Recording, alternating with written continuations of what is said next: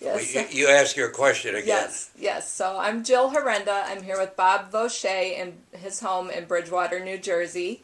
And I would like to know, Bob, what circumstances led to your becoming a pilot? Uh, that's an easy question. I'm a war baby of World War I. I was born shortly after the 11th hour and 11th day armistice that ended World War I, but I was conceived 9 months before that, so I call myself a war baby because that's the reason I was conceived, actually, because so many people weren't coming back from that terrible massacre that World War I was. In the 20s, aviation was coming to life, and I was 9 years old when Lindbergh flew across the Atlantic. Now, at that time, there was no television. Most people didn't have radios. Most people didn't have a telephone. The printed word in newspapers was the means of finding out what was going on in the world. And for a year after Lindbergh flew across the Atlantic, that was topic A. No matter what you did, you talked about Lindbergh's trip across the Atlantic. And I was at a very impressionable age, 9, and that he became my hero. And I mean, he was really a hero to a lot of young people like myself. The next thing that came along is my sister, who was 9 years older than myself, started going with a famous pilot in Texas by the name of Slats Rogers. And he is so well known that there is a plaque in the McAllen, Texas airport commemorating Slats Rogers as being one of the early pioneers of aviation in the Southwest. The plaque also says that he was a rum runner and a money launderer and a lot of other things. But anyway, that brought another aspect of aviation into my psychic, so to speak. And then in about 1934, General Arnold, who ended up being head of the Air Force after it became a separate service, he was a visionary, a real visionary. He, along with a few other military people, sensed there was going to be a big war, and he wanted to get some youth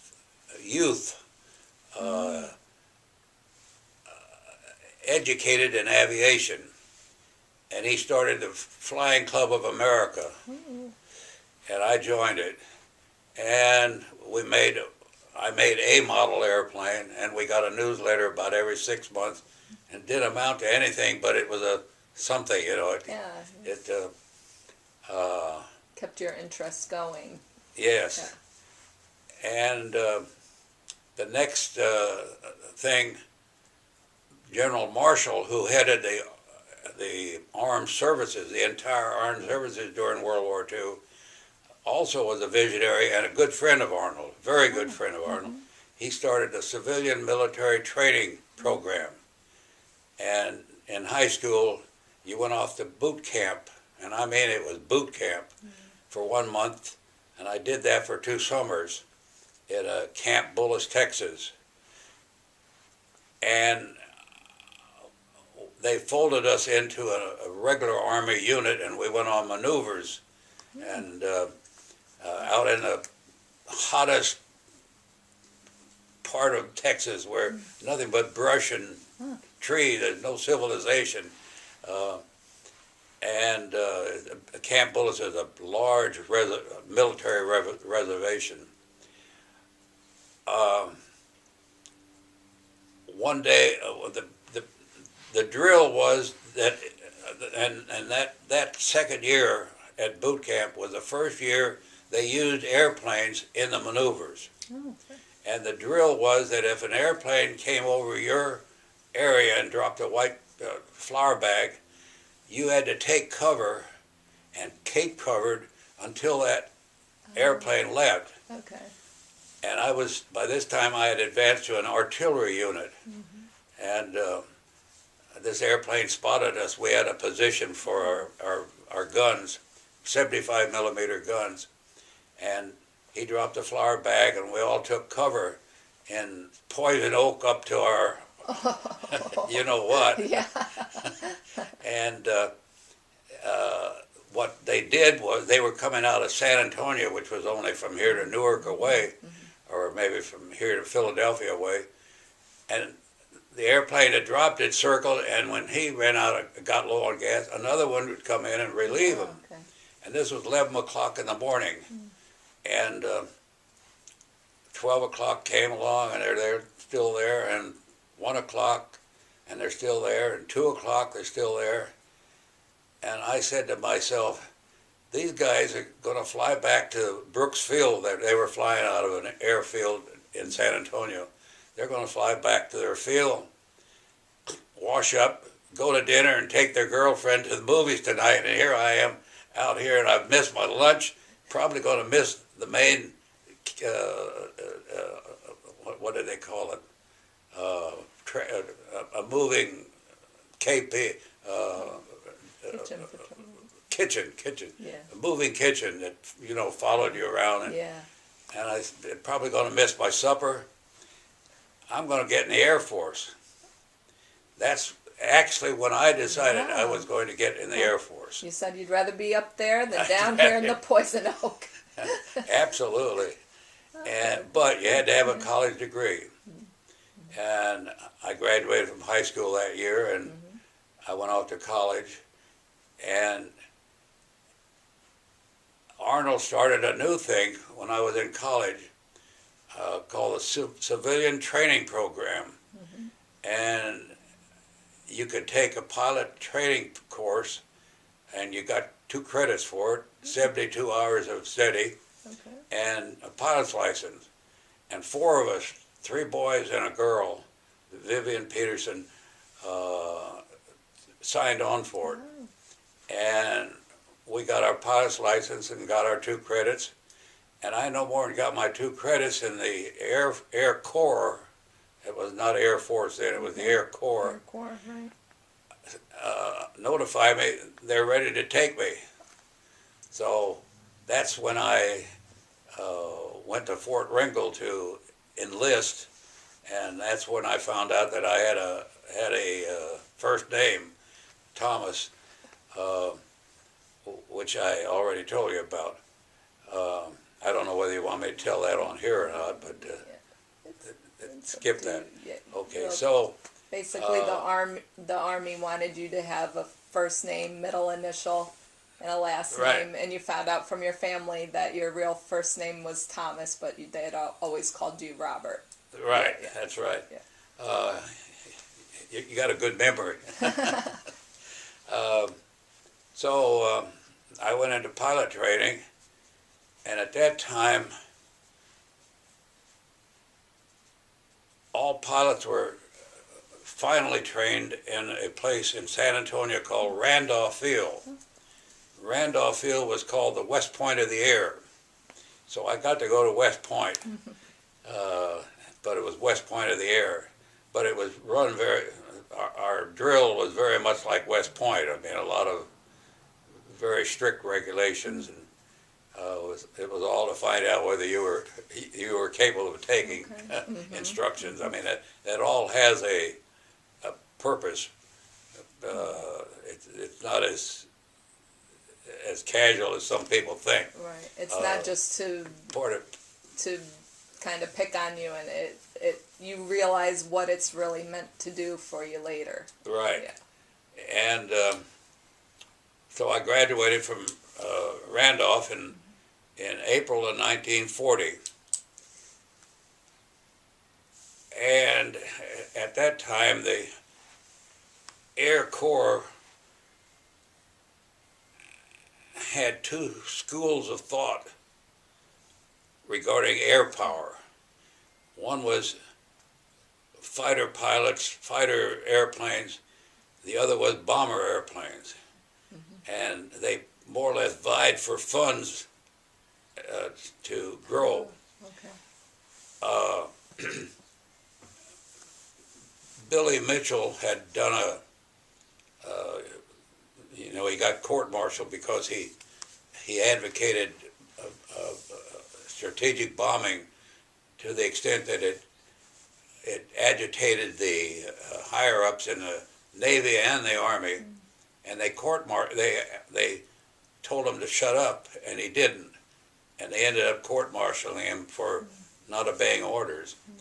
But he was the father of strategic air power, and just the time I graduated, the strategic group became more prominent than the fighter group and was growing. And the seat of strategic bombing theory was Langley Field, Virginia. And they had B-17 bombers. And they had the first B-17 bombers. And they supposedly, out of a class of 200, where I got a picture here, about 5 of us were picked to go there, and supposedly we were picked there because we were outstanding candidates. Okay.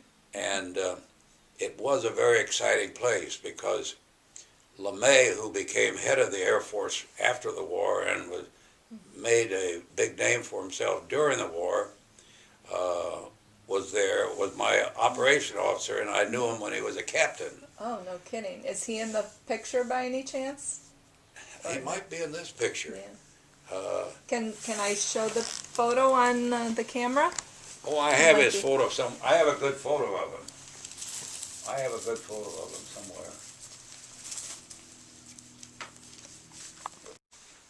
Yes. So what is this photo of? This is my graduating class, April of 1940, from Brooksfield, San Antonio, Texas. And Nice. I'm right over here. On this side over here. I'll show you where you might be able to recognize. I think I'm that right there. Okay. Yeah. I think I got it. And you can see these airplanes don't look like modern airplanes. No. Do you know what that was called? That was called an AT-6. That's AT stands for Advanced Trainer. Okay. AT-6. Yeah, I've never heard of that before. And the one on the other side is the same? Another AT-6? Yes, yeah. Nice. And that Thanks is for a showing very that. prominent, today, air show airplane. There's always several AT-6s in air shows today. And a very dear friend of mine, the back of that is really in bad shape.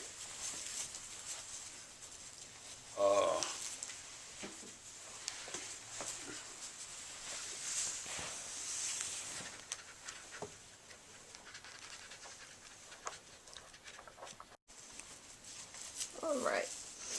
So we were kind of talking about, you mentioned that you ended up in Langley, at Langley Field with your... Yes, when I graduated from flying school, my first assignment was a second bomb group in Langley Field, Virginia, which was the mother bomb group of strategic aviation.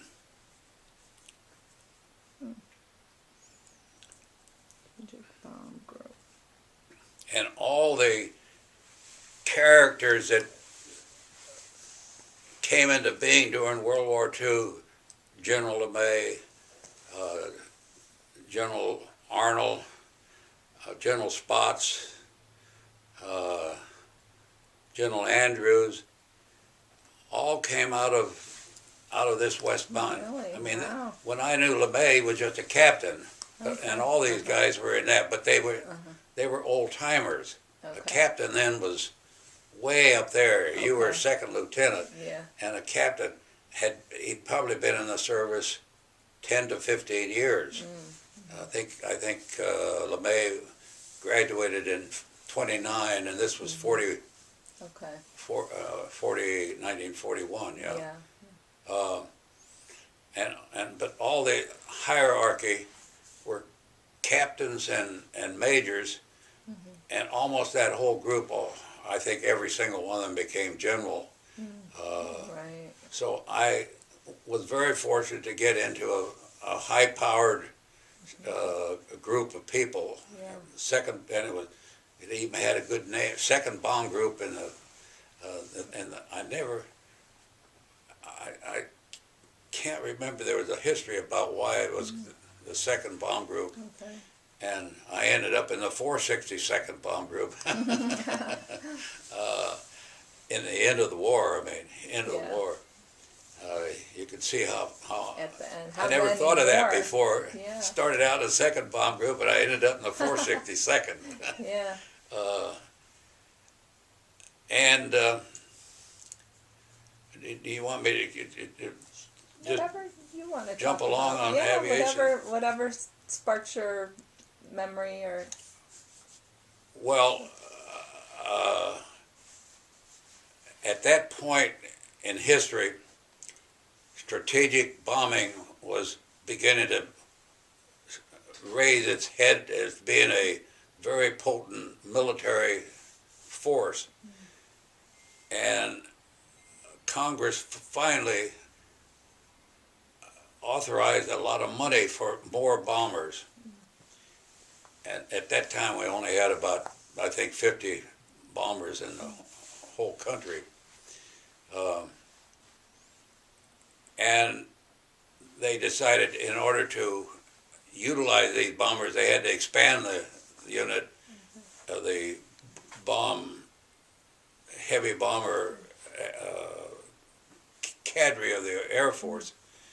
And they started splitting bomb groups up and making two bomb groups.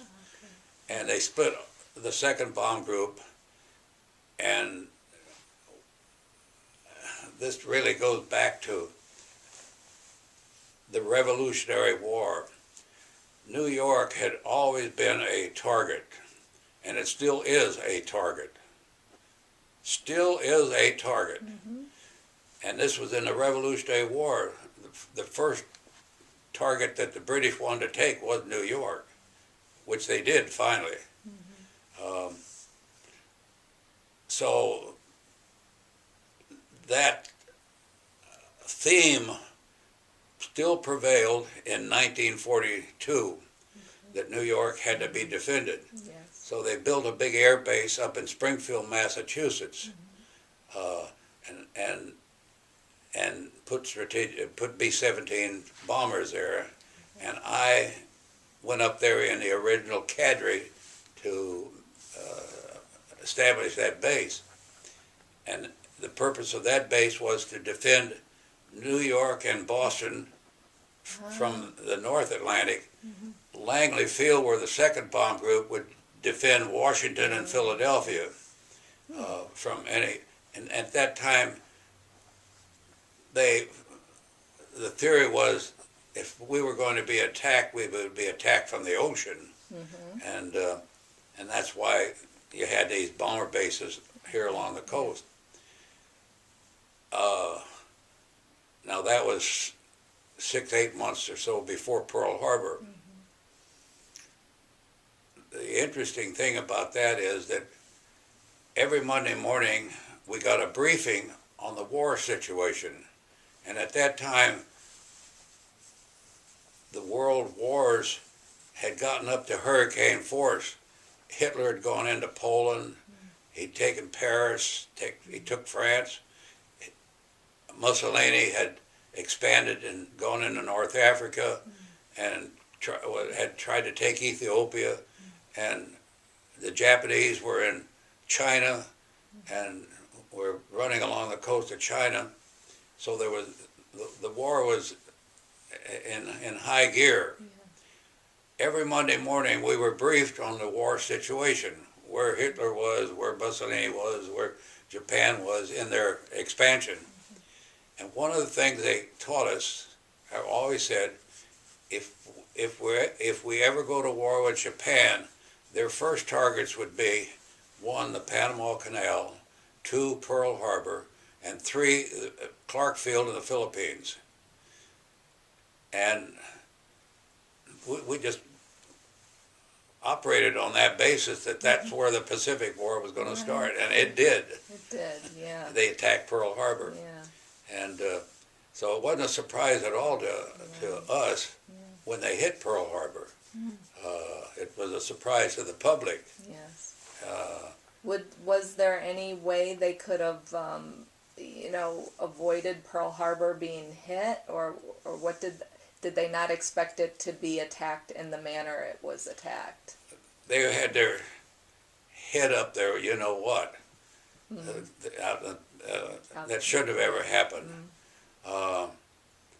Actually, radar was just coming into being, and it was a toy almost at the time. Nobody knew exactly what its capability was, but a radar operator saw the airplanes coming, spotted them, just blips in the thing, way out to sea. He reported it to higher up, and strangely enough, I told you about the expansion of the heavy bombers. A group, and I'm acquainted with some of the people that were flying, a group of B-17 left San Francisco that morning, flying to Hawaii. They were going to put heavy bombers in Hawaii, and they were on the way. And when this operator reported to higher up, he said, "Oh, that's those heavy bombers coming in from San Francisco." Kidding. So, the timing of it is, it's amazing that all should come out that way.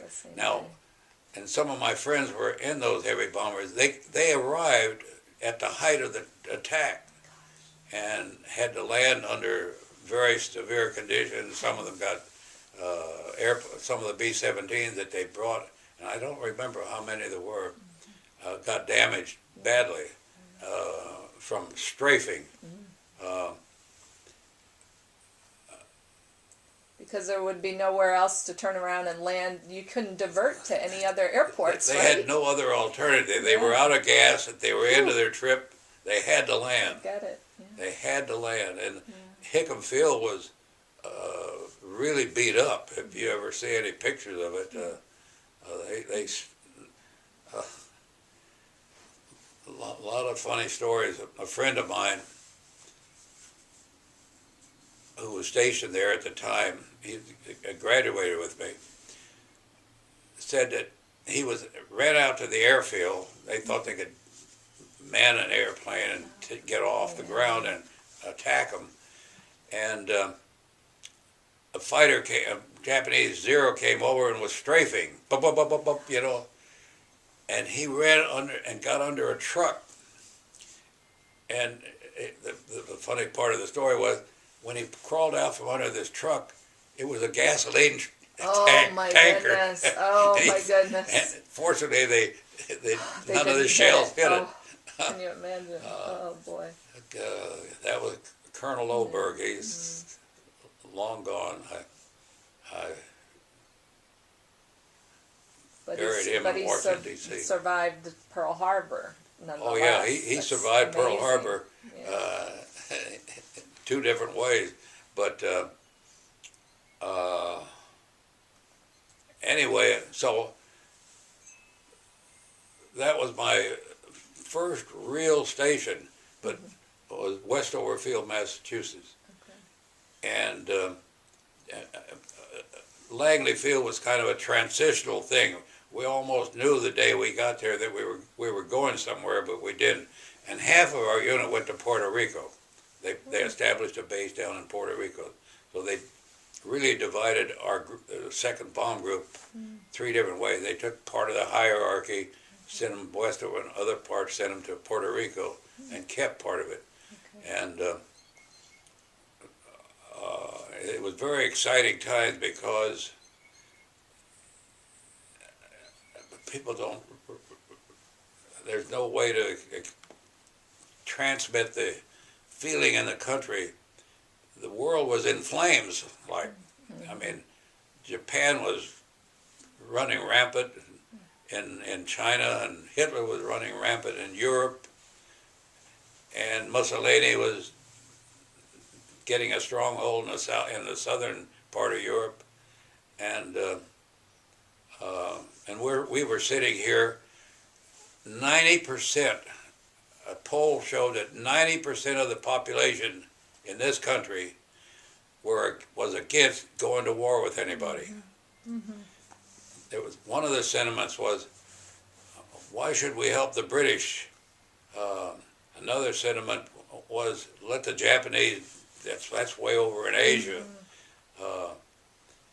And nobody realized I shouldn't say nobody, there was a group of visionaries, Marshall and Roosevelt. Roosevelt knew what was about to happen.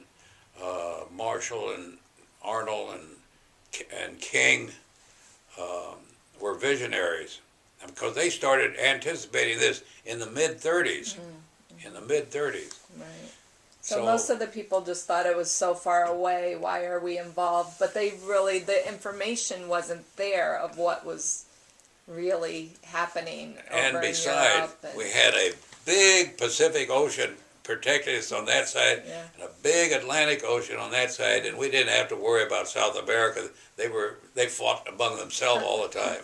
Right. We didn't, Or so we and thought. the day after Pearl Harbor, 90% of the people, well, I should say probably 100%, said, "Boy, we got to do something." Yes, yes, I mean, that sure changed just it. changed us like that. Wow, Just at this, incredible. that was the biggest mistake the Japanese could have ever made if they wanted to really Keep doing conquer what the they were doing. Pacific. Yeah, they really That, brought us right into it. yeah, that was a fatal blow in their plan, and they thought they were doing a great thing. And Yamamoto, who headed that attack, and later became a big time Japanese admiral, made the statement right after it that is well recorded. He said, "Unfortunately, we have awakened a giant," and that was so true. They awakened a giant, because I didn't realize until many years later, rather recently, because I've been reading some books, what a fantastic production machine the United States, war production machine, the United States turned into overnight. Right. We started building airplanes by the thousand, tanks by the thousand, trucks by the thousand, and airplanes by the thousands. When in 1940 Roosevelt said, "Someday we're going to have 5,000 airplanes in the service," he got panned. 5,000 airplanes? You must be nuts. and I think we built 100,000. Wow. We trained 100,000 pilots. Oh yeah, we lost.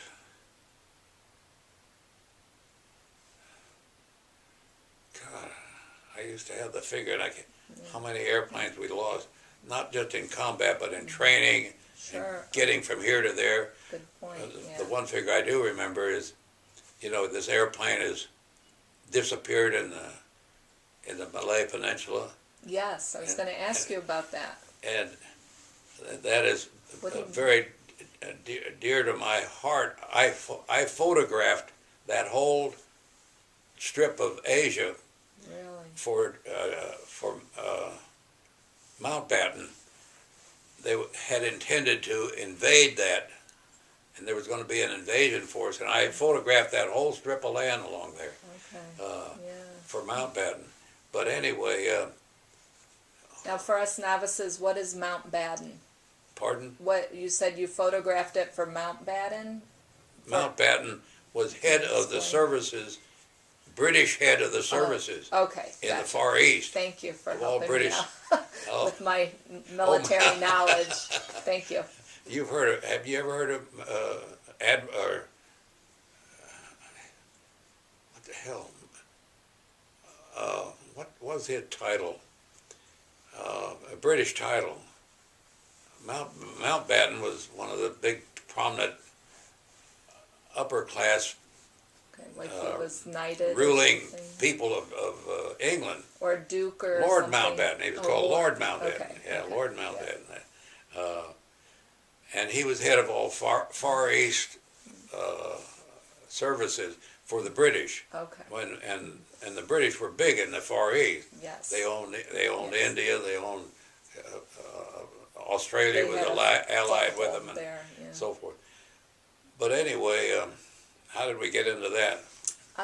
About the recent airplane that's gone missing in Malaysia. Oh, I started to tell you. That's very interesting. I can think of a lot of possibilities. Yeah. But approximately 1,000 airplanes disappeared in World War II. Never knew what happened to them. Just disappeared. Wow. Just disappeared.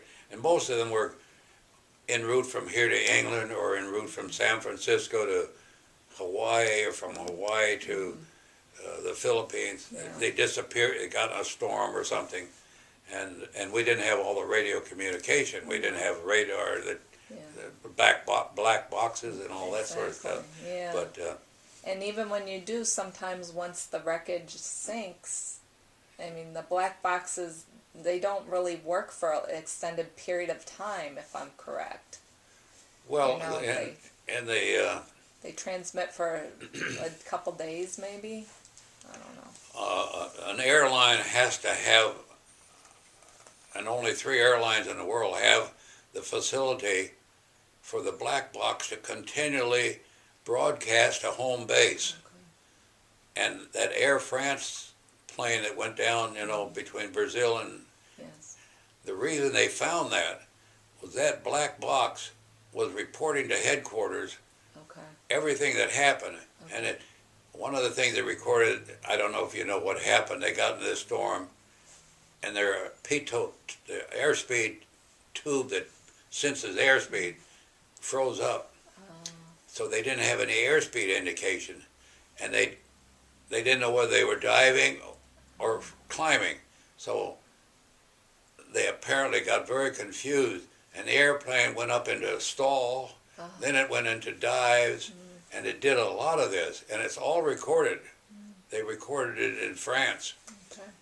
And because that black box was recording, that is how they were able to find the wreckage, because they knew where it quit That's good. So and the position where it quit. but you think maybe this airline doesn't have the No, they don't have. requirements that They don't have. other countries This have? air company airline did not have that ability, and only 3 airlines in the world have it. And I don't know who they are, but one of them is Air France. Air France. Yeah. But you flew it at high altitude, and matter of fact, I pioneered the first pressurized airplane. Oh, that's interesting. The B-29 was the first airplane to have a pressurization holding the altitude to 8,000 feet. And there's a story in this book here about me testing it at 38,000 feet. Oh, And at 38,000 feet, that was outer space in 1943. yes, yes. As a matter of fact, when I landed from that program that I went up on that day, they gave you a program to do. Okay. You were supposed to do certain maneuvers and all that. When I landed and reported the success of the flight, I was in operations, and they were the commanding officer was talking to somebody, and he said, well, he's right here. You want to talk to him? And he said, yes. And he handed me forward. He said, General Arnold's on the phone. General Arnold, the top guy of the Air Force. And he asked me some questions about the test I was making, and I told him what we found out. And it was one of the tests was we had to drop 2 bombs from 38,000 feet on a target called the Potawatomi bombing range in Kansas, and we did. And we made successful bombing runs. They call them bombing runs. And he asked me about that, and then told me to congratulate the crew, and it was one of those things. Yeah. But so was this right in the middle of the war when you were testing this? yeah, this was 1943, right in the middle of the war. Yeah, the B-29 was just in. As a matter of fact, I should give you a little resume of my service. Sure. Yeah. After. I told you I was stationed at Westover Field, and Pearl Harbor started. And did I tell in that story? I don't know whether I told in that story about me on a fantastic ride in a motor vehicle convoy. Yes, Did I tell something about but you can say it again because it's not on this recording. Yes. Well, today's Sunday, December 7th. The night before, Saturday night before, at that time, it was peacetime, so a unit took every opportunity to celebrate something. And I'm getting married next Saturday, so my unit threw a party at the Officers Club on Saturday night before Pearl Harbor, the Saturday night for Pearl Harbor, threw a party and just because we were getting married. Right.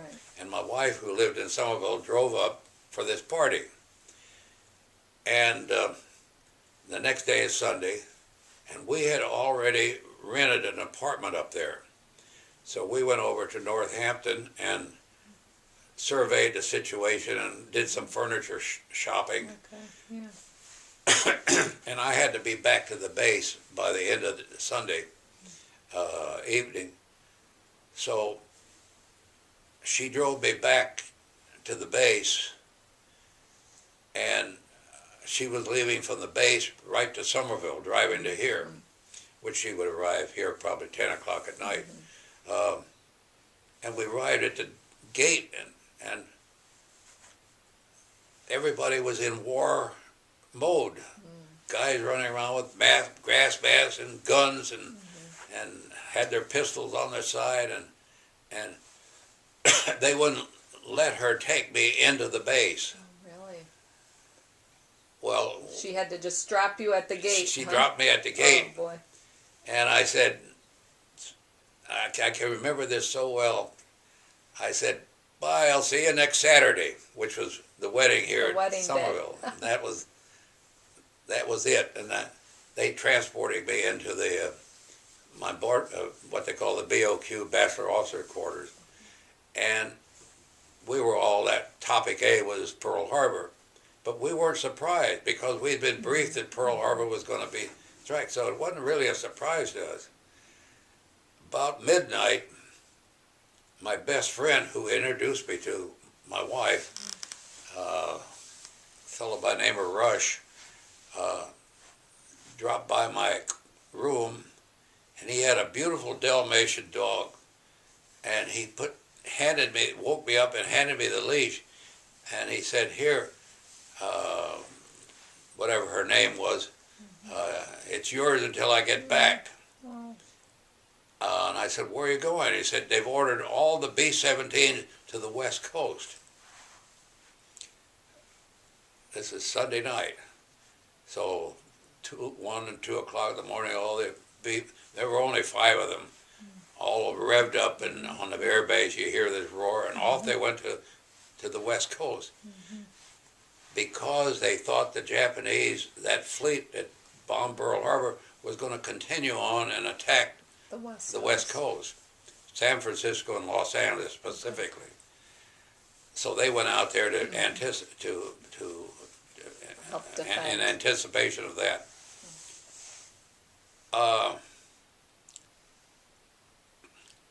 The next day, we got word to take inventory of all our cold weather equipment, clothes, boots, and stuff like that.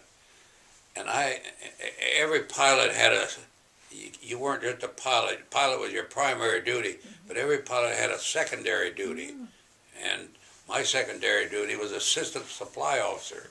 So I had to go to the warehouse, and we were taking inventory all day. About 9 o'clock at night, a military policeman came up and said, "Are you Lieutenant Vaucher?" And I said, "Yes, sir." He said, "Colonel Matheny has ordered me to take you to the war room." Well, I didn't even know what a war room was, and I didn't know there was a war room on the base. And I was in work clothes, and I said, "Well, let's go by the quarters and I'll change clothes." He said, "That wasn't the colonel's orders." So I'm in work clothes. I go there, and here we walk into this room, big as this house, 2 stories, with maps of the whole world, Asia, North Atlantic, and Europe, and markings of where troops were and air bases were and all that sort of thing. And over here was a tape, a red ribbon came down from the 2nd story all the way to about 500 miles off of Long Island, tip of Long Island.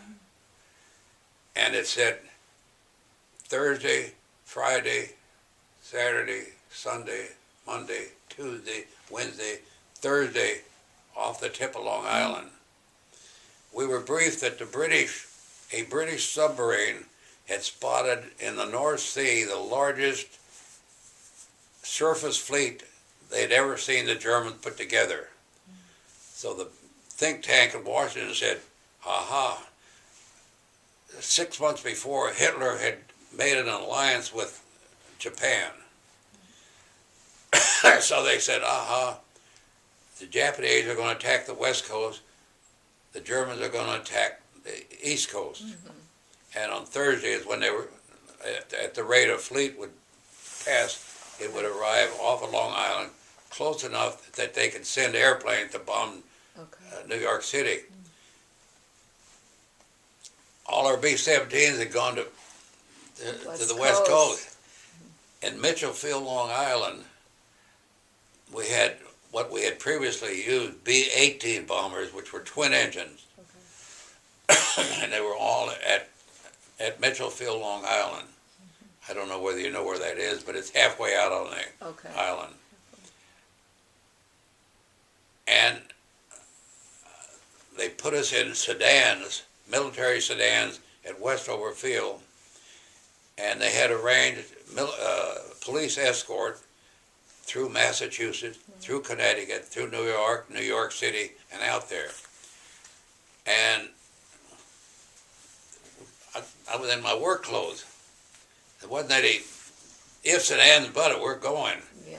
And we've got to get out there and we're going to use the B-18 bombers to attack this German fleet that was coming in out here. Well, the B-18 bomber was a pretty antiquated bomber, but anything goes, you know. And one of the things that I never will forget, they said, "Now after you drop your bombs, come back down low and strafe the decks of the ships." Well, this is not very good for a bomber. It's not made for that, right? So they put us in these 5 sedans, and the Massachusetts police, sirens going, and led the way and brought up the rear end. And we went through red lights and everything, got the Connecticut border. Connecticut police took over, and somehow I got assigned to the lead car in the Connecticut police as a liaison. And at that time, all police cars didn't have radios. Only a leader or something. So the lead car had a radio, and we're on the Merritt Parkway. Do you know the Merritt Parkway? Yes, I know it well. Yeah. We went through toll booths, just hell bent for election. And, I mean, it's a windy, dark road. 80 miles an hour, fast as these sedans would go. And the radio crackles, and I'm sitting up in the front seat near the driver, and it was a crackly radio, and it was Connecticut State Police Headquarters. And they said, you're going to probably run into a traffic jam just about the time the Merritt Parkway goes into the New York State border, because there's a brigade coming up from Fort Monmouth. There has been an enemy landing between Bridgeport and New Haven. And I never will forget that. I thought, holy Christmas, we're only one day into the war and we're already being invaded. I mean, this is like a dream. Yeah. It was almost incomprehensible. The fleets coming to attack New York City, and they already landed, and sure enough, here we meet truck after truck pulling caissons coming up from Fort Monmouth, going north up toward Bridgeport. Well, we get to New York State, and the New York police took over, and then they turned us over to the New York City police, who took us down the West Side Highway to 42nd Street. Now, I'm telling you, because I'm very well acquainted with it. At that time, I'd never heard of 42nd Street or West Side Highway, but there was this very nice highway along the Hudson River, and we went down 42nd Street to the Queens Midtown Tunnel, through the Midtown Tunnel, out on Long Island, and we arrived at 3 o'clock or 4 o'clock in the morning. Oh my goodness. Now, this was a ride that Hollywood would have a hard time putting together, because it was 200 miles long, and we ran cars off the road. I mean, people would pull over, and these cars would go by them.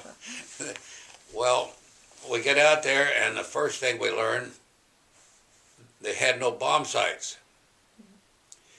That summer, there'd been a big maneuver in the South, of the biggest maneuver the United States had ever performed. And the airplanes were used in it, and the bomb site at that time was an extremely secret thing. Even whenever we went out on a practice bombing mission, the bomb sites were stored in a concrete vault about half the size of this room, guarded at all times. And the bombardier would be assigned to go out there, and with the proper signals, they would open the vault, he'd get a bomb site and take it and put it in the airplane. We knew very little bit about it. The bombardier was the only one that knew anything about the damn thing. So there's no bomb sites, so we can't go out. So they decide the bomb sites are at Langley Field, Virginia. And Captain Bowden and myself were assigned to go down and get them. And we were assigned to a B-23 bomber, which we had never heard of or never seen. The crew chief for that checked us out on the mechanicals and so forth. And Bowden was fortunately, he was a captain, was fortunately a very experienced pilot.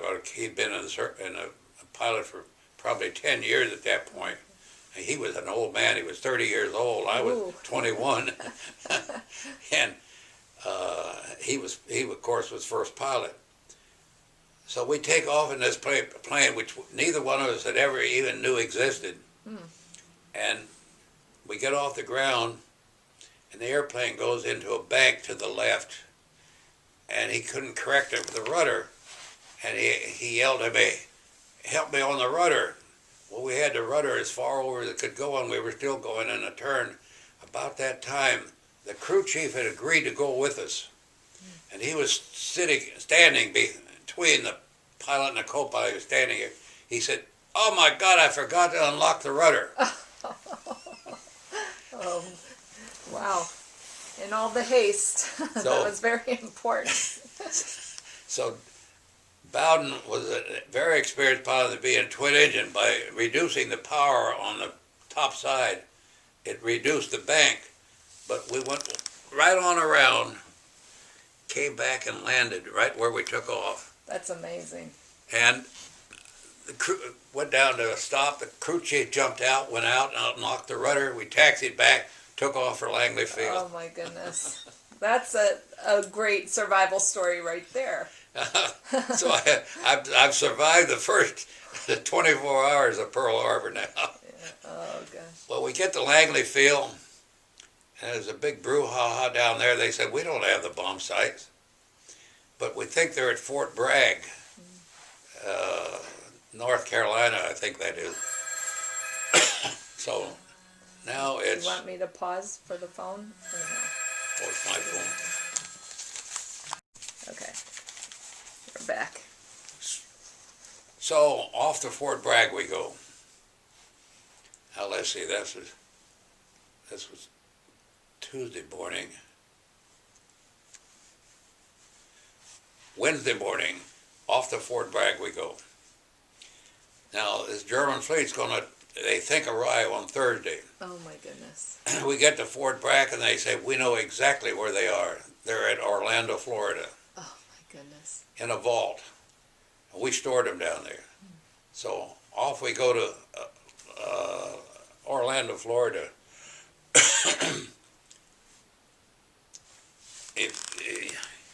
If you look at the configuration of the East Coast, you know, our East Coast is a big curve. Yes. If you take off from Fort Bragg to Orlando, you actually go out to sea about 10 miles, fly over water before you get there. Yeah. And we're flying along and we're listening to military radio, and a Coast Guard ship reports an unidentified airplane is approaching this coast.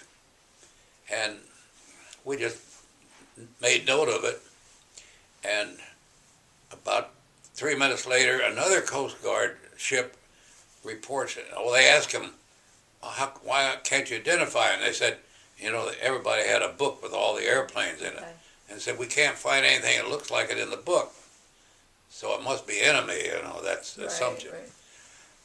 We go 5 minutes further, and another Coast Guard reports this unidentified airplane and gives the coordinates of where he's located. So I look on the map, and as a co-pilot was the navigator at those times. Okay. I look on the map, and I said to Bowden, "Holy smokes, that's us!" This coordinate was right where we were. We could be enemy aircraft. So and in the meantime, we learned they had scrambled a P-40 fighter group to go out and intercept it. Well, Bowden gets on the horn and he tells them that we are not an enemy, and he had to go through a rigmarole. They thought maybe they were faking it. Right. And he finally convinced them we weren't an enemy.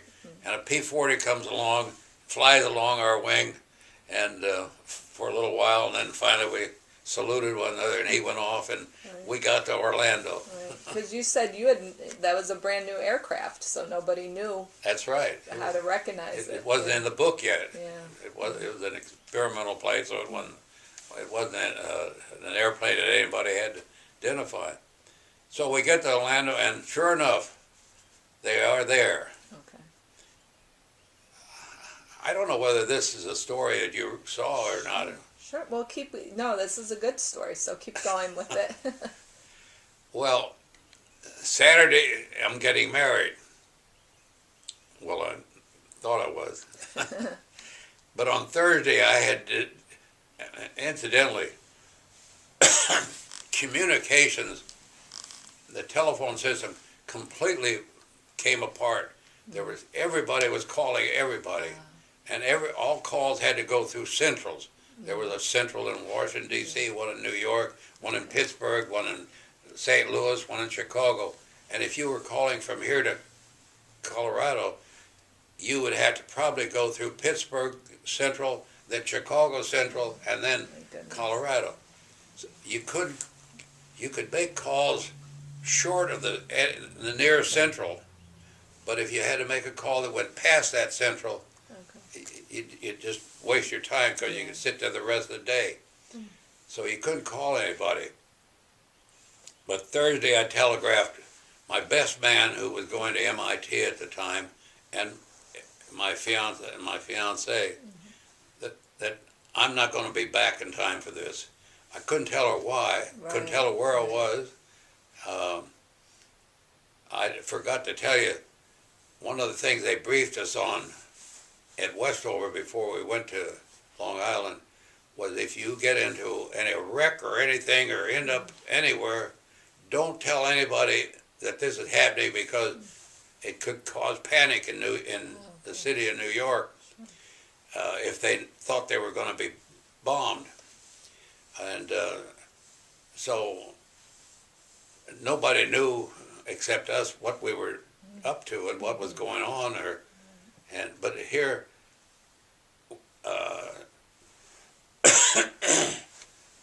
I had wired on Thursday, so theoretically my fiance knew there wasn't going to be a wedding. My best man at MIT knew. Well, I didn't know until I got back that my fiance never got a telegram. No. My best man did and didn't leave Boston. He stayed up there. Okay. But that was my only savior that since he did get a notification, my wife was very suspicious. That was a good alibi. That was a good alibi.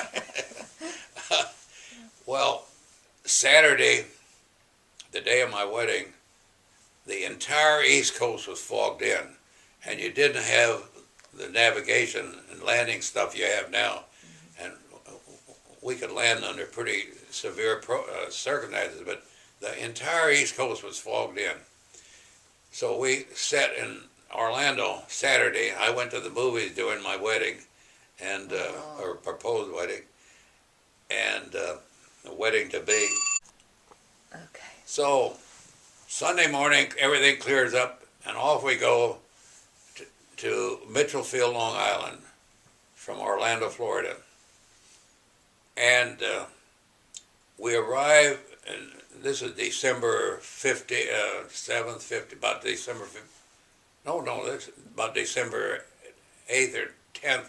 And you know how we were arriving at Mitchellfield about 6:30. And at that time of year, it's dark at 6:30. Right. So we arrive in the dark. Almost before we could go to the bathroom, they loaded our airplane up with as many fully servicemen with guns and paraphernalia and backpack and all that, stuffed them in our bomber and said, you got to take them up to Bangor, Maine right now because there's been a landing on the Maine coast. Well, the last landing I'd heard about and didn't know what the outcome was Bridgeport. Now they're landing. That's right. Now they're landing up on the Maine coast. Well, there was a pretty good snowstorm in progress over New England, but Bowden was an experienced pilot, and we flew through that snowstorm and landed at Bangor, Maine. But en route, we blew an exhaust stack. I don't know if you know what that is. And flames were coming out over the wing. Oh my goodness. The troops that looked out the window, I guess, thought we were on fire. Yeah. But we got them there. Oh, okay. And it's 9 o'clock at night now. It's only a couple hours up there.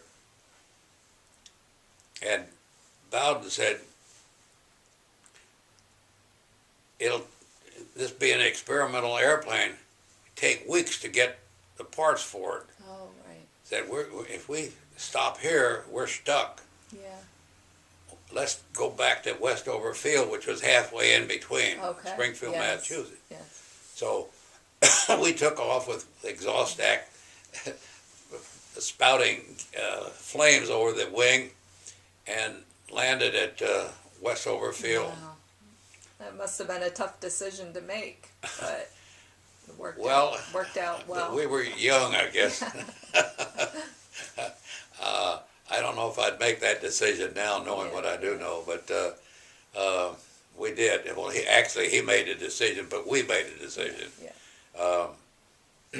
We landed Westover, and the operation officer said, Colonel Matheny wants you to call him immediately. So I called my boss, the commanding officer of our unit, and he said, where in the hell have you been? The last time he saw me was the Monday before this Sunday. We're in Sunday now. Okay. The last time he saw me was a week before. I just disappeared. He didn't know. I just disappeared. He was on a need-to-know basis. And of course he knew that I was getting married the day before yesterday. And he said, your future mother-in-law has been driving us crazy, trying to find out where you were, and we didn't know where you were, and she didn't believe us. Wow. So he said, well, there's a War Department order out that nobody can go more than 20 miles from the field. So I'm going to give you off. This is Sunday night at 11 o'clock. I'm going to give you off till Monday night, till Tuesday morning at 8 o'clock. Everything started at 8 o'clock. And so everybody got to work at 8 o'clock. So he said, I'm going to give you off till 8 o'clock Tuesday morning. But keep in mind, the War Department says you can't go more than 20 miles. Mm-hmm. So he was covering his ass. See? Yeah. And so I called my fiancée here in Somerville, and she wouldn't talk to me. But her mother did. And I explained to her mother what we'd been through, but I didn't tell her why we'd been through it. Right. By this time, there had been enough newspaper stuff. They knew something serious was going on. Yes, they knew Pearl Harbor was serious, and that the government and the military were. They had made everybody put their lights out and couldn't drive with your light. You had to put a little slit over your headlights, so you just had a little slit out and all that. By that time, they'd already started instituting a lot of warfare precautions. Mm-hmm. So she said, my mother-in-law said, let me talk to Eleanor and I'll call you back. Mm-hmm. And in about 15 minutes, my fiancée called me back, and she was so happy that I guess her mother convinced her that I hadn't walked out. Yes. That must have been a very difficult week for her. I mean, it was difficult for you too. Frustrating. Her bridesmaids were here. She had to send them home and all that sort of thing. And so her mother said, Bob, you get on down here and we'll get you back. You guys married by 11 o'clock this morning. By now it was midnight. Mm-hmm. It was Monday morning. Mm-hmm. So I put on my best uniform, which is in that picture, and jumped in my car, drove down here and got here about 5 o'clock in the morning. Mm-hmm. And by that time she had gotten the minister all organized.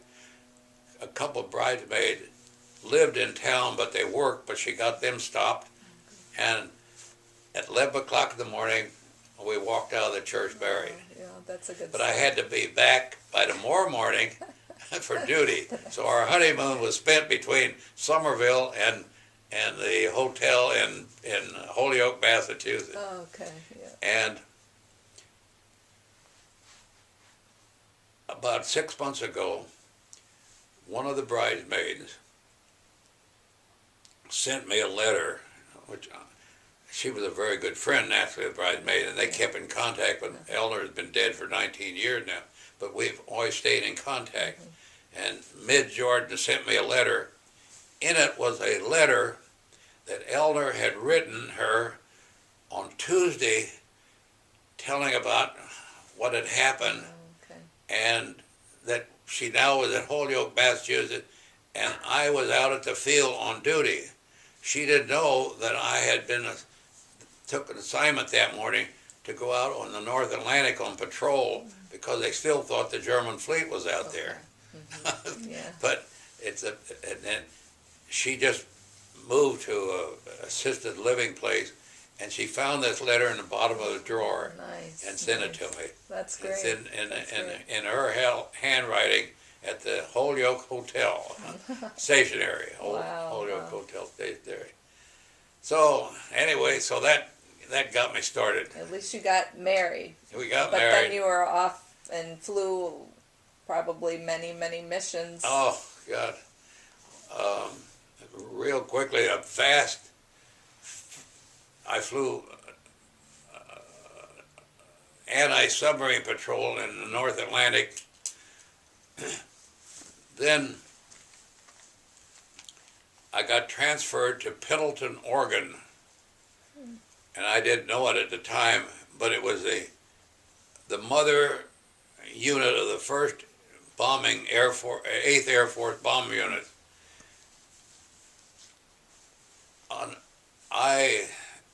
We drove 4 days from here we stopped here on the way, dropped off some of our belongings here, and packed up my sedan car with all our stuff and drove from here to Pendleton, Oregon Oh my goodness. on,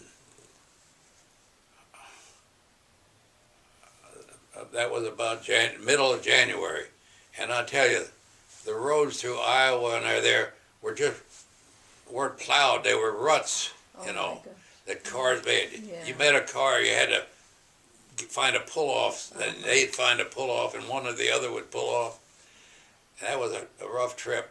We arrived at Pendleton, Oregon about 5 o'clock in the afternoon, and Saturday afternoon, and I was so anxious to see what Pendleton, Oregon airfield was like. I said, let's go out to the field before we do anything and see what it looks like. So I drove out there, and I saw one person that I knew. He'd already gotten there, Okay.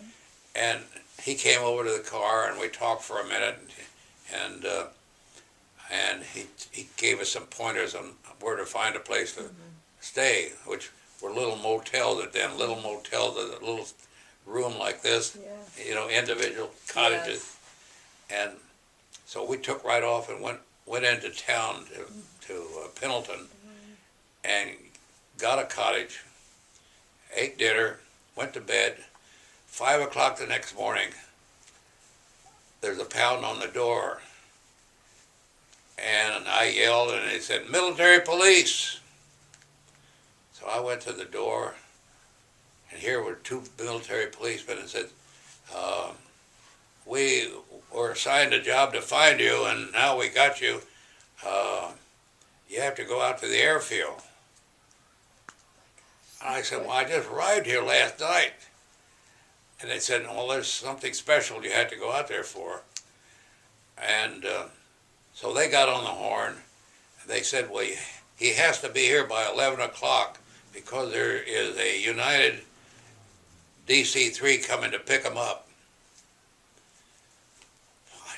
Hell, I hadn't even gotten into my new assignment. Yeah. And I've got a car full of stuff and a wife with me.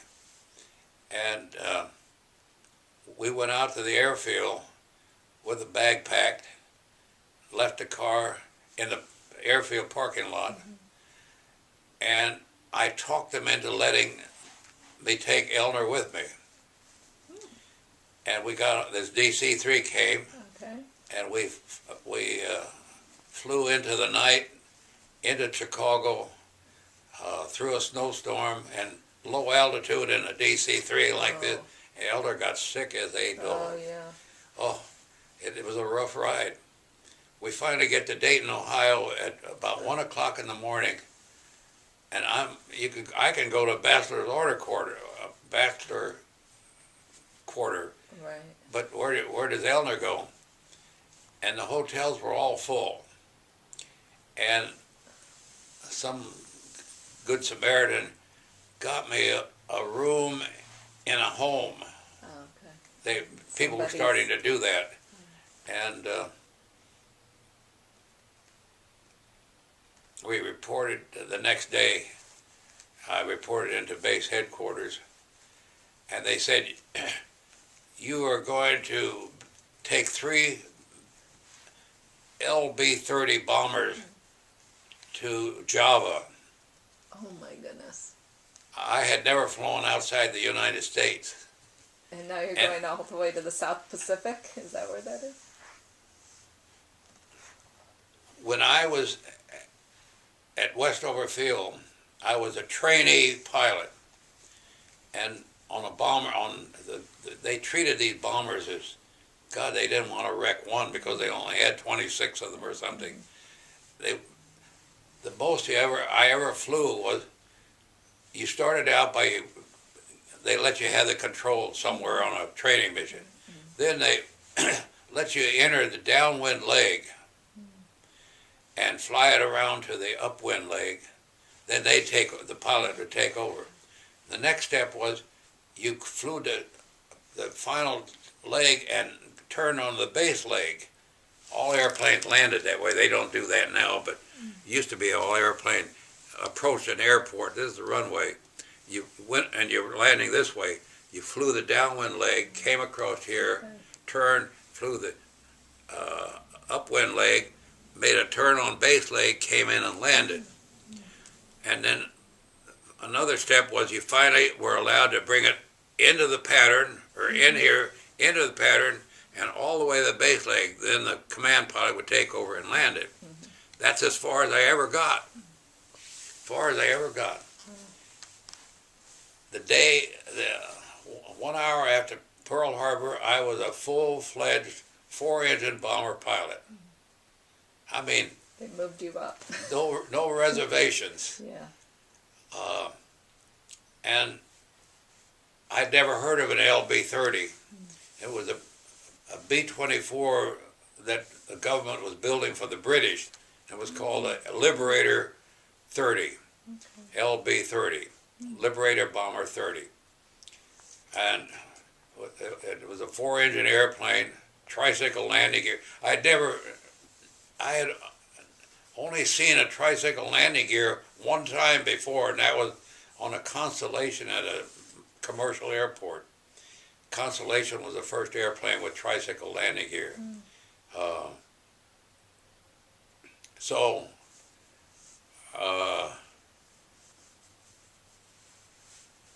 Here I am in command of 3 airplanes, 3 crews, and I don't even know how to fly this airplane, nor does anybody else. Oh my goodness.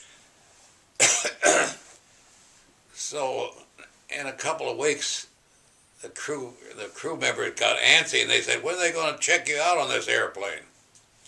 So I went to the commanding officer and said, I had an appointment with him, saluted him. He said, what can I do for you, Lieutenant? I said, well, I'm supposed to take these 3 airplanes to Java, and none of us have ever seen the airplane and much less flown it. When are we going to get checked out? And he said, you're from Texas, aren't you? I said, yes, sir. He said, you went to flying school, did you? And I said, yes, sir. And you learned to fly an airplane, didn't you? And I said, yes, sir. He said, well, you're going to learn to fly that airplane because nobody else around here knows how to fly it.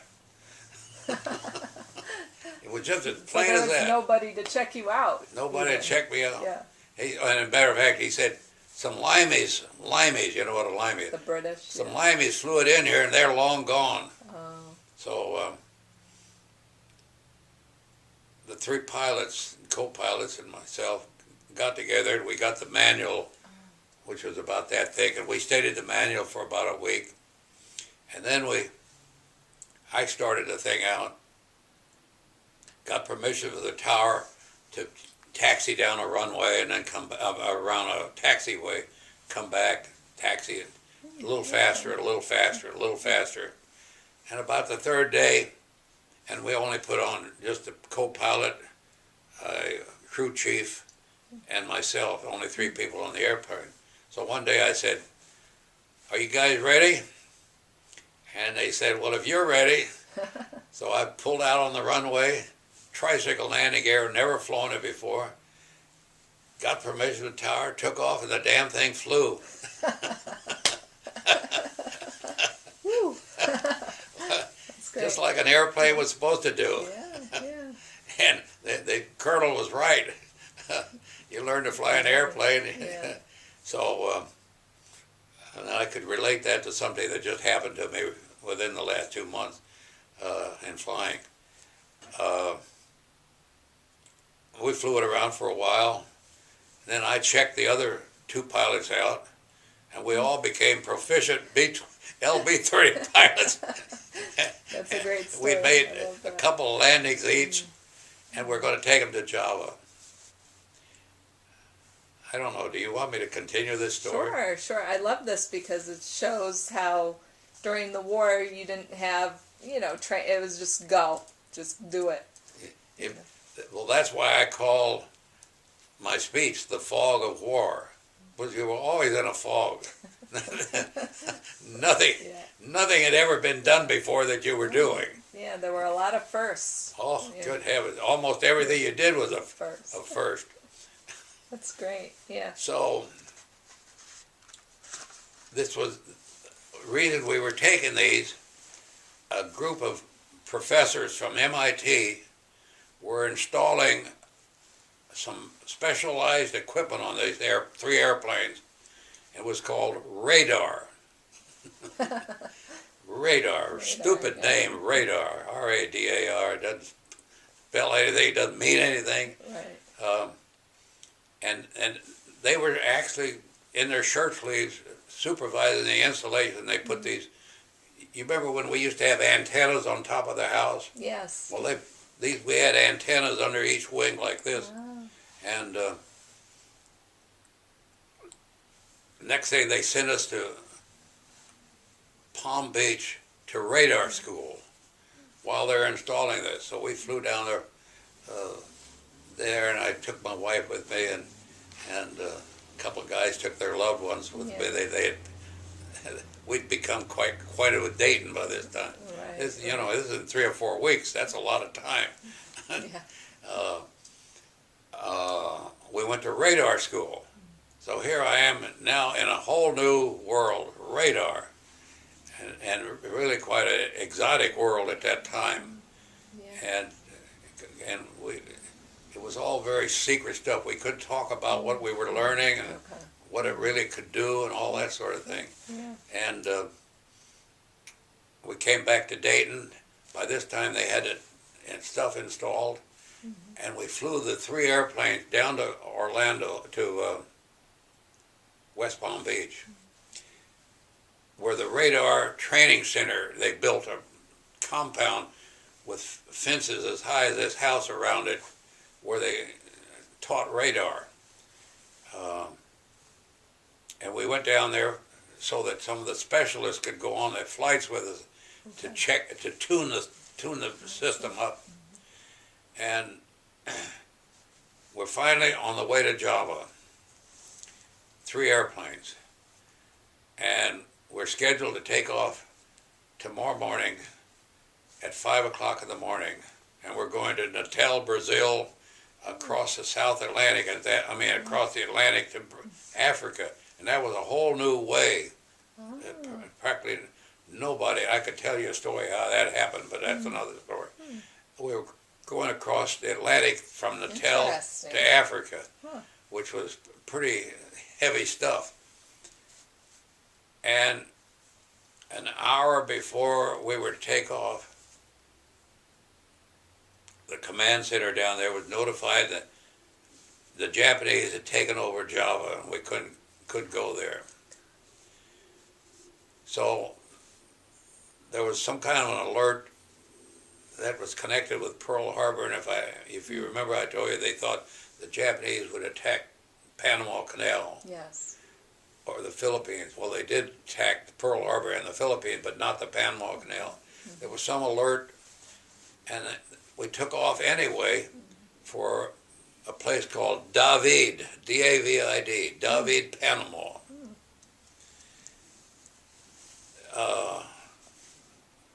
we got there, and it was literally a big pasture that had been turned into a emergency airfield.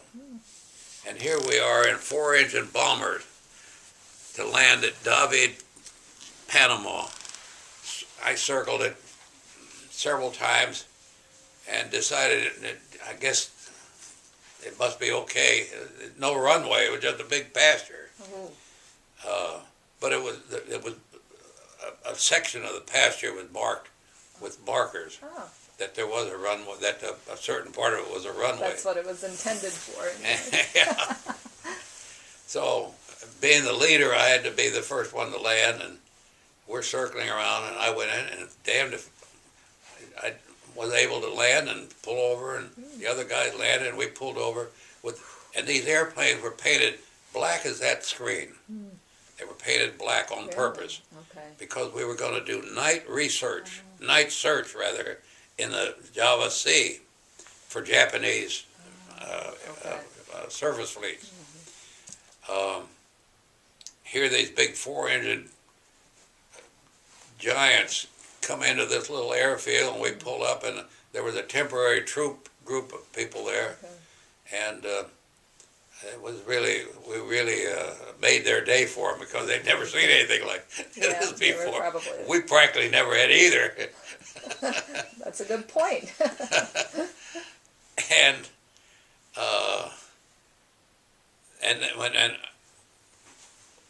we were told to wait for further orders, land there and wait for further orders. At Palm Beach, they gave me a little suitcase about like this, and they said, there's $200,000 in here. Deliver this to MacArthur at Port Moresby, Australia. Yeah. Huh. $200,000. They gave me a shotgun and a .45 pistol, which I still have. But don't tell anybody in the crew. Don't let anybody know you have it. This is, at that time they used to pay the troops in cash, and MacArthur had moved from the Philippines down to Australia. After the Philippines fell, he retreated. He left Corregidor. I don't know whether you know that history, but he left Corregidor and went to Australia and established a headquarters at Port Moresby. So here I am in this little field with, under my bunk, $200,000 that I'm got to deliver 10,000 miles away yet. Okay. Well, about that time, the alert happened, and they thought the Japanese were out there going to attack the Panama Canal, and we all started searching for them. And that went on for about 3 months. And I moved the airplane, my flight up to Guatemala City. I flew out of Guatemala City for a while. Then I moved down to Salinas, Ecuador. Flew out of Salinas, Ecuador to the Galapagos Islands. Then I moved into Tulare, Peru, and we flew there to the Galapagos Islands. And the Japanese, fortunately, never did come, and we never did run into them. But how did you ever get the money to MacArthur? How did what? How did you get the $200,000 to General MacArthur? So, long before this, I went to the base commander of this little airfield and told him that I had this money and I wanted to get rid of it. He said, I don't want to have anything to do with it. I don't even know about it. Yeah. That's your responsibility. Because we weren't attached to him, we weren't part of his unit. Right. He had no command over us or anything. Yeah. We were being commanded from another command. The 6th Air Force was headquartered in Albrook Field, Panama. About 6 weeks later, I finally turned the $200,000 over to the finance officer of the 6th Air Force. Oh, he was capable of accepting, and I'm sure MacArthur never saw it. Right. I don't know whatever happened to it. Right. I ended up with a shotgun. At least you did your part, right? Yeah, I did my part. I cut it to somebody. Just think if your plane had gone down too, I'm sure there were other cases where pilots Yeah. had money that nobody knew about and they could have, who knows Yeah. what happened. Yeah. Well, I started to tell you earlier about this lost airplane. Oh, I guess I did. We lost roughly 1,000 airplanes in World War II. Yeah. They just disappeared, took off, and nobody ever heard of them again. But I think all of them, well, no, not all of them. Most of them were oceanic. But in China and India, we flew across what was called the hump, Okay. the Himalayas, Oh, yeah. and that was completely uncivilized, and we lost 25 B-29s Yeah. in that, on that It's episode. almost impossible to get through some of those mountains. Oh. So Some of the people that lived through it and escaped, got back to civilization, they should write books about it. There were stories that Hollywood couldn't right. duplicate. And then How they went from tribe to tribe to tribe and finally got down to civilization. Yeah. People didn't even know what a white man was. right, with those language barriers and everything. Yeah. And being some kind of special person, white and from nowhere, out of space, Fell out of the sky. they were offered women.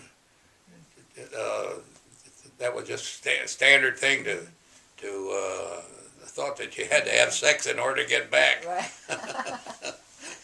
At least they were welcoming in any case, Yeah. right? And not hostile towards Yeah. them. Yeah. And I remember one guy telling a really quite an intimate story about him. This chief entertained him with food, and then he brought in a lady, and then he left, and he had no desire. His only desire was to get the hell Right. back to civilization. That's interesting. He'd lost his sexual desire. Yeah. And I remember him telling about that story. But anyway, so that's the first 2 months of the war, and I was in it Yeah. 47 months. Oh, I was in combat 37 months out of a 47-month total war. I was in combat duty on a combat assignment, and I'm still here. That's incredible.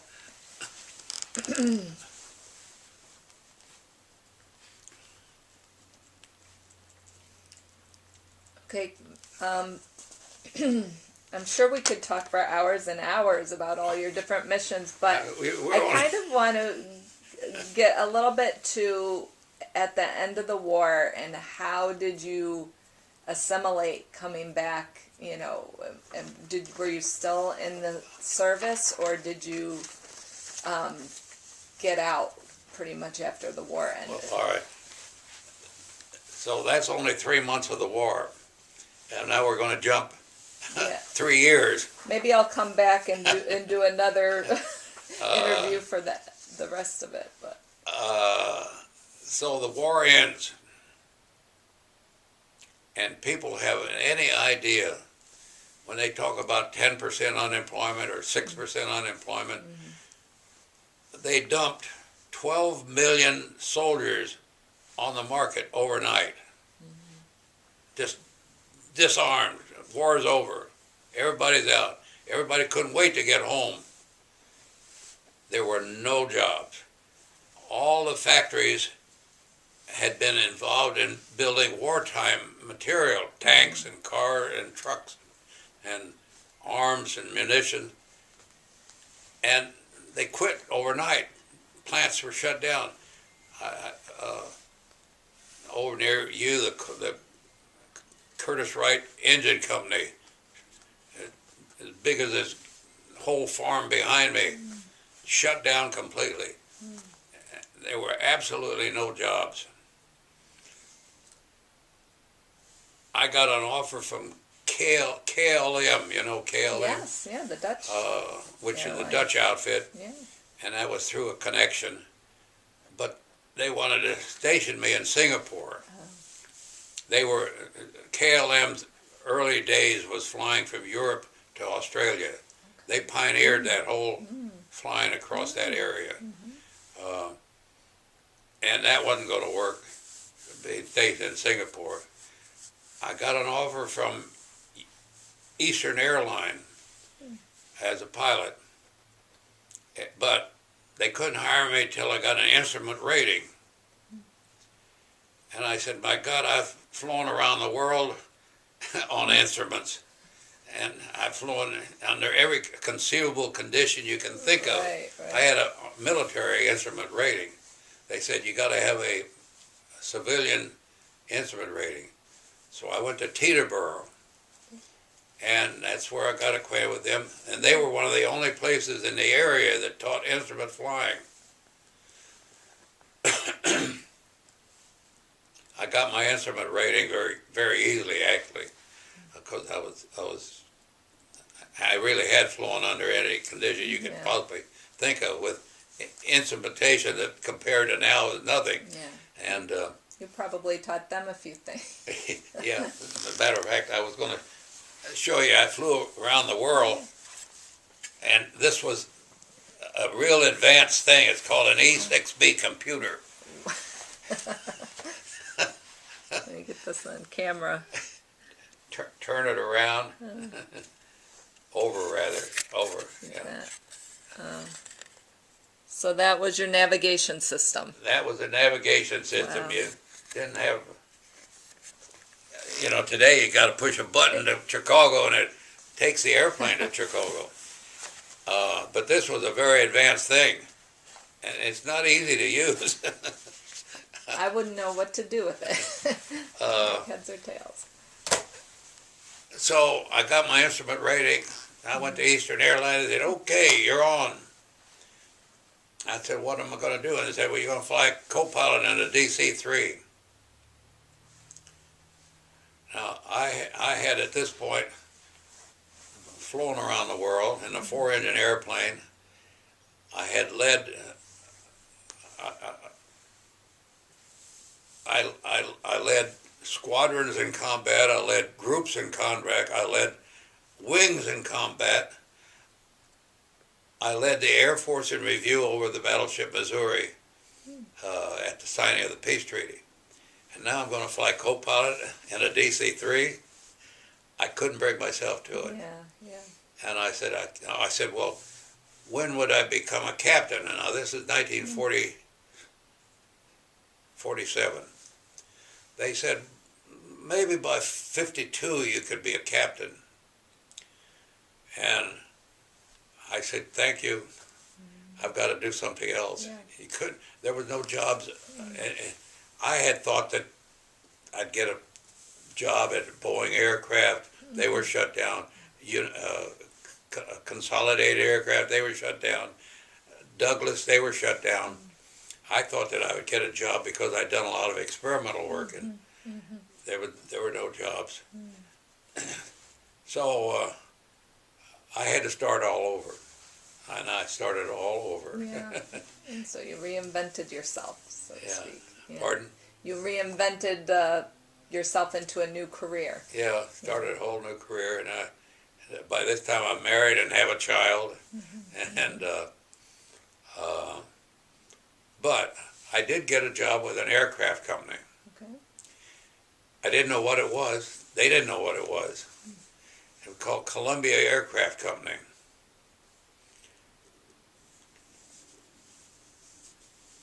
And of all things, they had lost all their contracts for building aircraft. They built aircraft parts, little component parts that go into an airplane.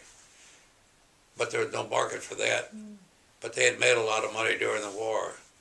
And they started buying up little companies, and they bought a marine engine company in Coscob, Connecticut. and they sent me up there to be in the sales department for marine engines. And the Palmer Marine engine at that time was one of the old-time leading small boat engine company. And Palmer had designed some very interesting gasoline engines because, and then now I'm going back to things that happened at the beginning of the previous 20th century, in the early 1900s. Okay. And he was a good friend of Henry Ford because Henry Ford built an engine. Mm-hmm.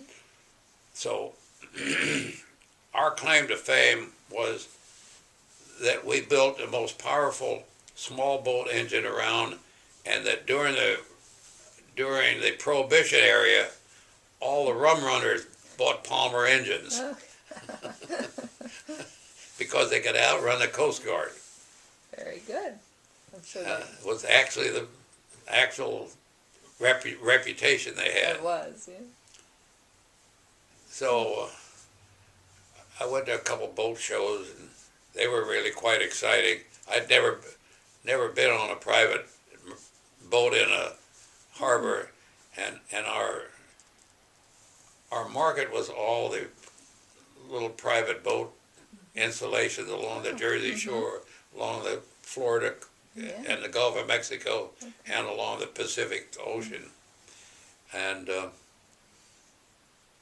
there was because they were a bought-out company, the people that were there were unhappy and so forth. And I was in the sales department, and one day the sales manager, who was really had been a part owner of the company, and he was a relative actually of the Palmers, married one of their daughters or something. He got in a fight with Columbia Aircraft, walked off the job, and the next thing you know, I'm sales manager.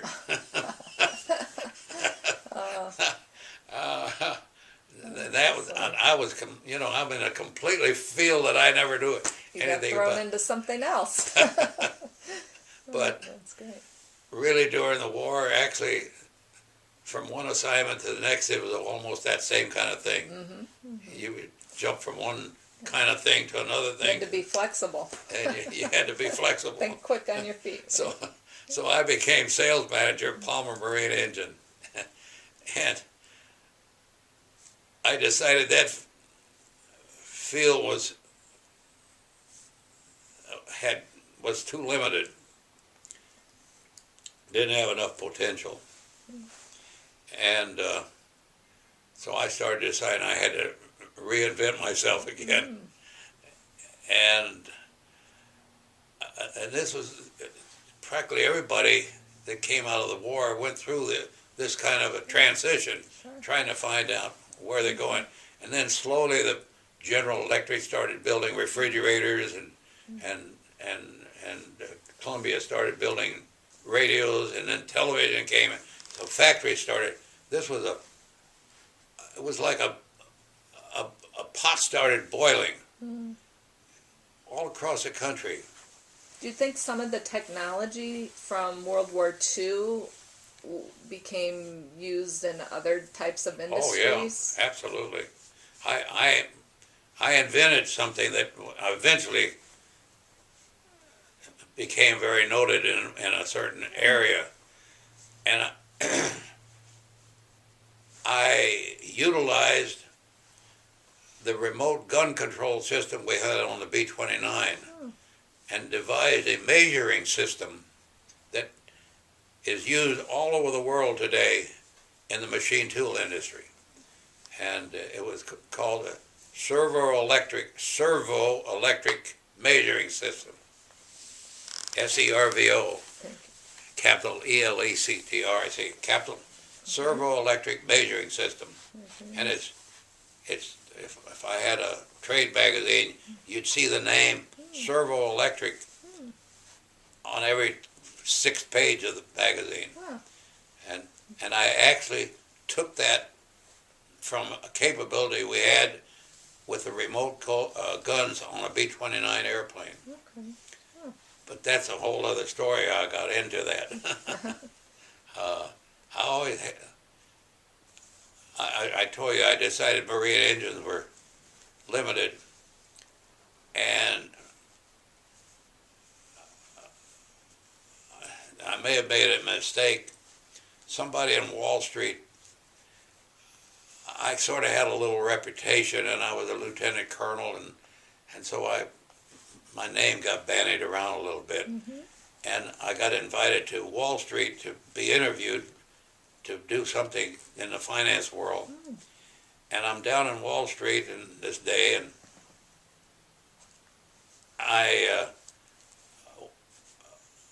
I'm walking back to get on the ferry to come across the river to get the train, and I came across an acquaintance here in Somerville, and he said, "What are you doing down here?" I said, "Well, I just got interviewed for a job." And he said, "What kind of a job?" I said, "I don't know what I was interviewed for." He said, "Well, what are you looking for?" I said, "Well, I just want to change." And we're in front of this building. And he looked up, he said, "I've got a friend that's in this building. Let's go up and see him." And I said, "What does he do?" He said, "Well, he sells some kind of machines." So we go up, 13th floor, and at that time, it was one of the only buildings in New York City that had a 13th floor. Oh, okay. But this was on the 13th floor. And Milmo Brown was this guy's name. He went to the receptionist and he said, "I want to talk to Mr. Rosencrantz." And she said, "Well, Mr. Rosencrantz is not available." And said, "Well, I got to talk to him. I'm a friend of his." And so he came out. He was visually disturbed. He was being interrupted or whatever he was doing. And they shake hands. He said, "I got a veteran here that's looking for a job, and I thought maybe you might have something that would be of interest to him." He said, "All right, come on in." So we went into his office. Beautiful office looking over the Hudson River. Okay. Uh-huh. And there's a picture of a machine tool that he sold on the wall up here.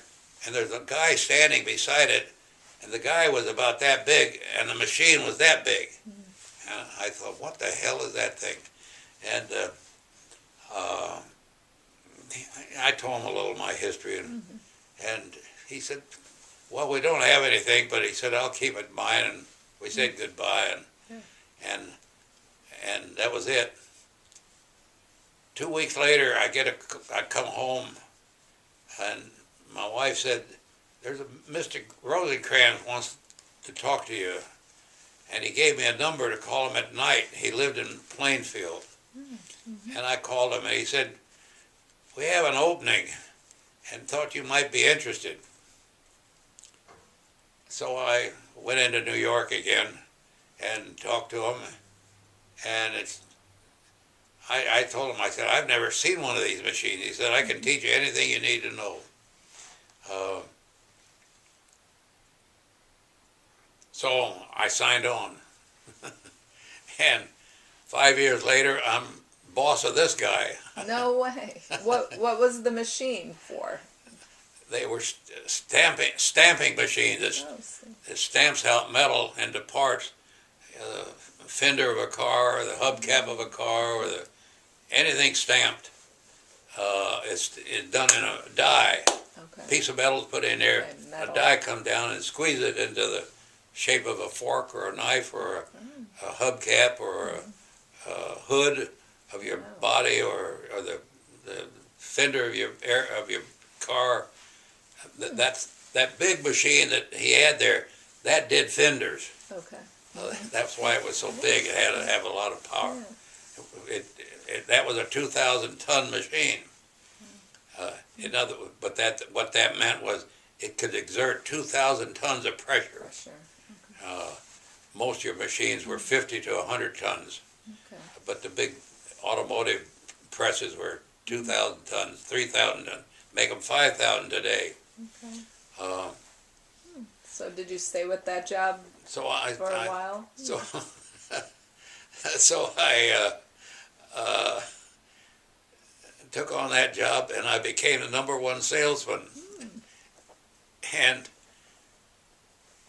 I didn't think that it was a family-owned business in Buffalo, New York, owned by the Munschauer family. And I didn't think I could go very far in there because everybody that had a good job name was Munschauer. It was a German family, big German family. And one of my customers that I'd sold some presses to said to me one day, "Bob, why don't you come to work for me?" And I said, "Well, I don't think." By that time, I was making $12,000 a year, and $12,000. Most of my friends who came out of the service were up in the $6,000, $8,000. They thought I was a rich guy because I was making $12,000. And I said, "Well, you couldn't pay me." He said, "How much are you getting?" And I said, $12,000. He said, "I'll give you $15,000. So I thought, well, that sounds pretty good. What am I going to do? Yeah. He said, "Well, I want to start a product line in a household world. Toasters, waffle machines, things like that." He was already making toasters. Okay. And one night so I went to work for him. Am I boring you? No, not at all. I'm just making sure I'm covering my... Because I don't know where I'm supposed to go. Okay. Okay, so I know it took a little time to find your way after the war, but you did better than most servicemen that came back. Yeah, You networked well and found jobs in other industries related to, technology. And you were telling me about the servo electric measuring system. Is that very technical to explain what that does? Well, I should tell you, when I went with Precision Manufacturing, this fellow, I did some market studies, and one night I'm at a cocktail party, and these two gals were talking about ironing tables and how terrible ironing tables were.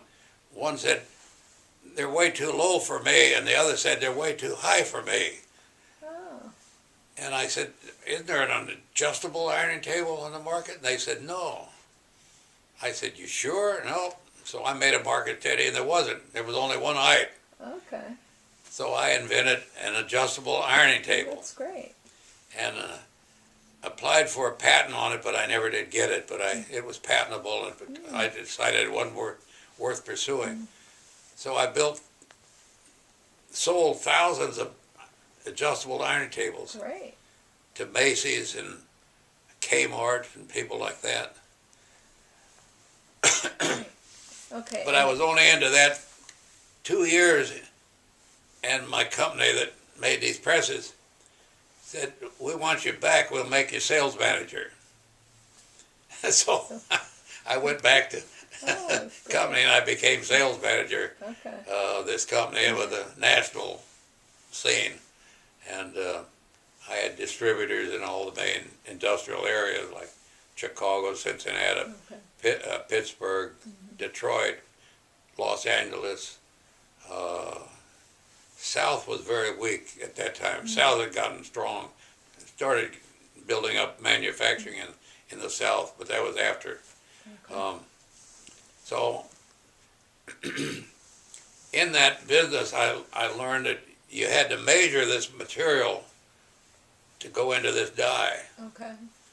And it was done mechanically, and there was a lot of room for error of how much material they introduced into the die. And I remembered our remote control guns, which you had a gun sight here, and you moved the gun sight, and the gun over here on the top of the airplane would move around and aim at the target. Oh, cool. So it was remotely controlled electronically. Yes, I see. That was the first really use of computer-controlled devices in the remote control of guns. So you asked did what come out of the World War. Okay. Now I get that's the just connection. one of many things that came out of the war. That's great. Now, and I decided, why couldn't I apply that remote control system to the measuring of this material? And I went to work on it, just research work, personal. And my company, Niagara Machine, that I was sales manager of,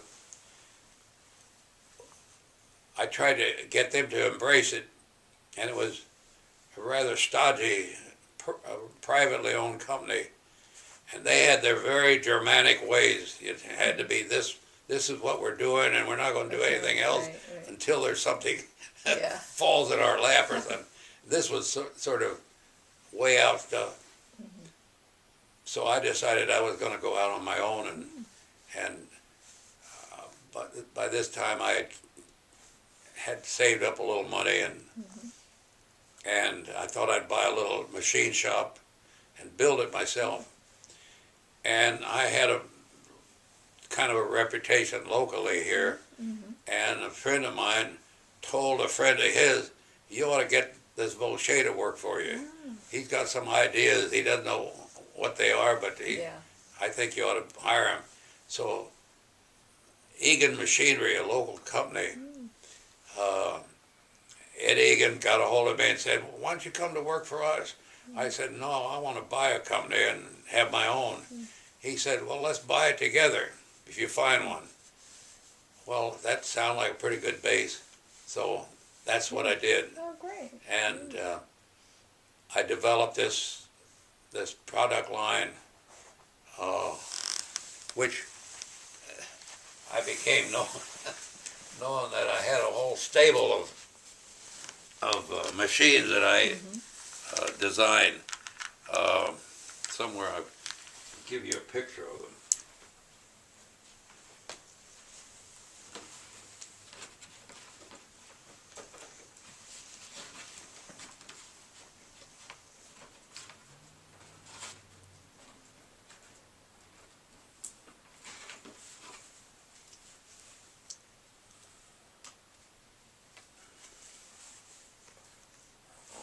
Right here it is, right in front of me.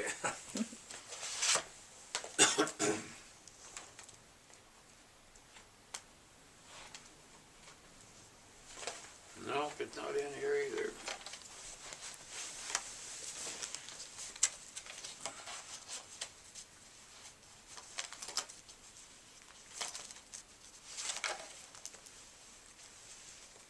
Did I? Oh no, I didn't show you that picture.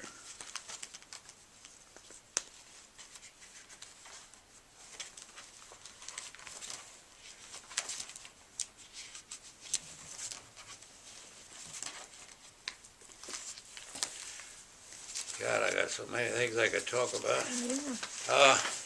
Well, if we find the picture later, we can go back to that.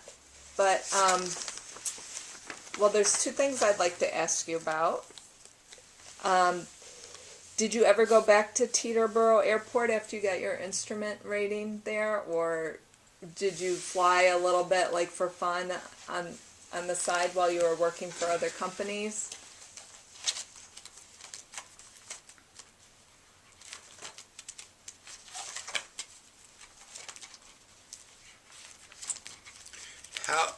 How to impress a woman? There's one way. Getting into the when I was stationed in Westover Field, all the bomber units had a little single-engine airplane, and I used to fly down here on weekends to this little airport out here, Solberg Airport. Oh, no kidding! And court my fiance. Wow! I'd stay here for the weekend and. Pretty impressive, yeah. Yeah, my fiance flew in to see me. I can't remember what you asked me. Why? No, that if you did any personal flying. Oh, so yeah. at that airport, in order to land there, I had to get permission from the owner to land a military airplane. Okay. And the owner was named Solberg. And Solberg was a very famous early on aviationist. He's the first one to fly from New York to Norway after Lindbergh. And then he bought a plot of land out here, which now is worth $29 million. His kids have it, and I'm a very good friend of his kids. Dear friend. Did he charge you Social landing friend. fees? Huh? Did he charge landing fees for you to fly down? No. That was nice. This, when I landed there on Saturday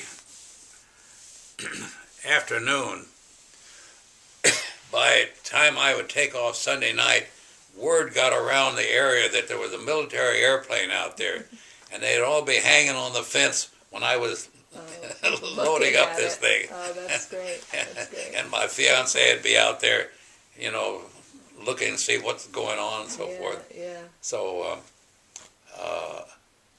I continued to fly out of that airport, and then they had a flying club there called the Blue Sky Flying Club. And they got into financial difficulty.